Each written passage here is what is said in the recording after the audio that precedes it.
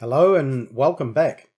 Well, now that we have all the ducting all complete on the inside of the new workshop, we need to turn our minds to the dust collection and this cyclone dust collector and the motor which sits above it and how that's all going to fit outside here.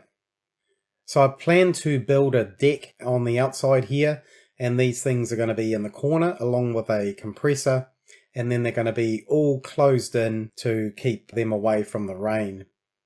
The first step we need to do is move all these paving tiles, and some of these tiles have been in here for quite a while, so they need to be sort of dug up a little bit to be removed. This is Odai. He is my friend who's come to help out, and he is a builder, so that's kind of handy. Once the tiles have been removed, Odai steps in and he starts measuring up and working out how all this is going to go. I've got a couple of cans of Dazzle paint here, and I ask him what she likes, the orange or the pink, and he goes with the pink, of course. So he starts marking out where these posts are going to go, and I'm in the corner looking at the squareness of the wall here, and it's not square because the part of the building on the left is not square to the other part on the right. So we have to account for that.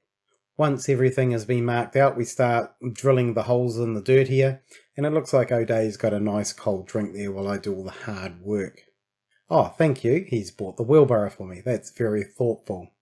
This is quite a slow process, and I did used to have a petrol-powered hole bore, but I did sell that a while ago. Once all the holes are dug, then Odai starts working on the bracing for the posts. Now these posts are going to be lifted up around about 100 millimeters or so, 4 inches, and that will leave a concrete pad underneath the post. So he continues on, and this is the last piece of bracing that needs to go in.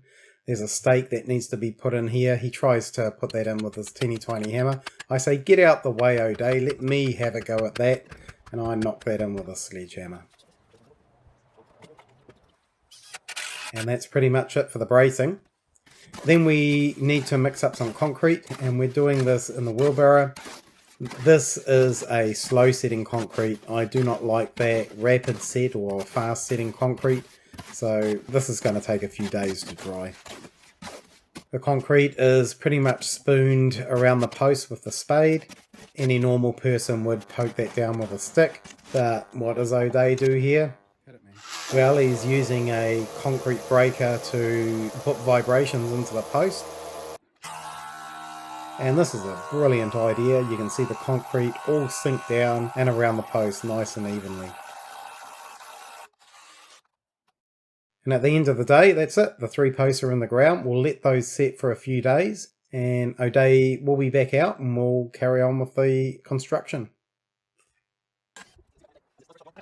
So Odai's come back a few days later, and we're removing all of the bracing for the posts. And then we start working on all these boundary joists all the way around the outside of this decking. I've got to tighten up some nuts on the other side here by hand, but I guess that's just part of the job. It's quite late and we're working on the last nog, but this boundary joist right at the end here is a little bit bowed, so we've got these clamps pulling it in, and Odai's doing the final measurement, and we'll put a nog in there. And that's pretty much it. The structure is all done, and now the next step is to work on the tread and the step. During this build, Odai bought his laser level, and this is a fantastic tool. You probably didn't see it in the video that's been shown, but we turned all the lights off, and this is what it looks like. So you can see the laser is sitting right on the top edge of these boundary joists, and that tells us that everything here is level. A really, really great tool, that one. Well, it's a new day and we're working on the decking part now. This is a piece of 21mm plywood. We're putting this piece down on the side that the equipment will be stored in, and of course covered as well.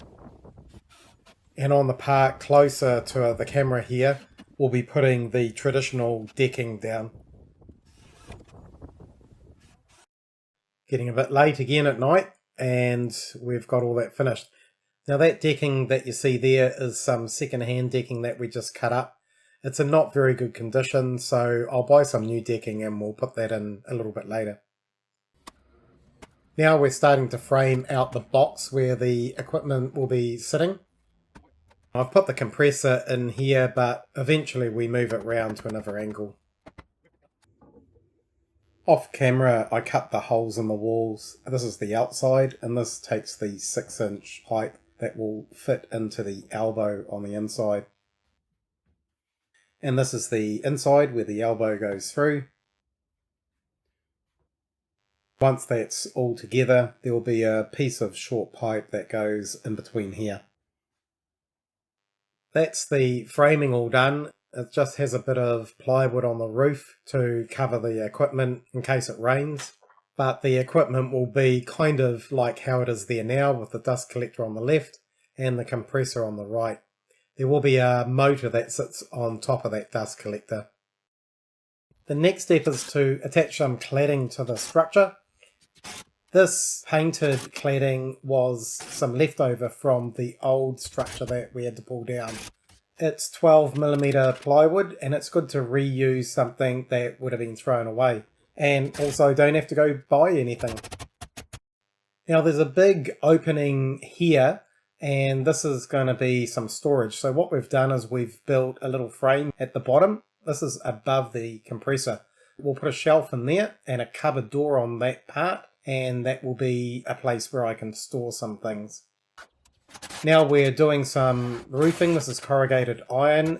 It's a bit left over that we had from the rest of the building, so again, didn't have to go and buy anything. So Odai's finished the panel that goes in here for the shelf, and he's doing a test fit, and that looks like it fits in there perfect. So we'll screw that down at a later date because I need to work on the compressor underneath. We were going to use plywood for the doors for this little structure, but Odai brought over some wood and he said he'll make up the doors for me. The wood was all de-nailed, and we put it through the thicknesser on one side and on both of the edges. And it looks like I got the short end of the stick here. The chips are coming out at me, and I really need to make a chute on here so that I don't get showered in those chips. The boards are all then squared up on one end and cut to length for the door.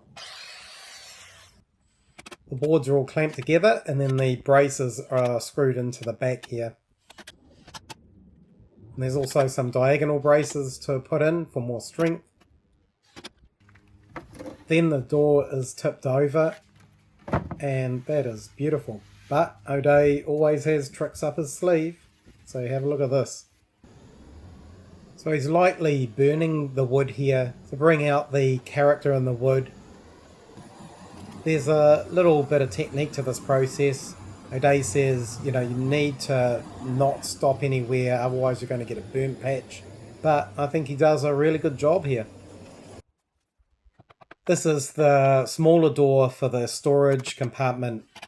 Same process, the boards have all been planed, and then some braces are put on the back. Flip it over, again a nice finish there. Then to finish it off, Odai burns this panel as well, and you can see how that grain and the features pop out. We finished all of the cladding on the outside here, and of course this cladding will be all painted.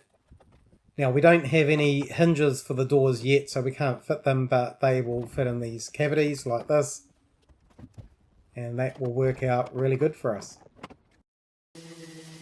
I've used some putty on the screw holes, and I'm also sanding the panels so that the new undercoat can stick to them. And this is the undercoat. Many thanks to Terry Scott for the paint, he supplied it. And then this is the top coat. This is some iron sand paint that I had left over. So that's the best match that I could find that was, well, I guess free because I already had it.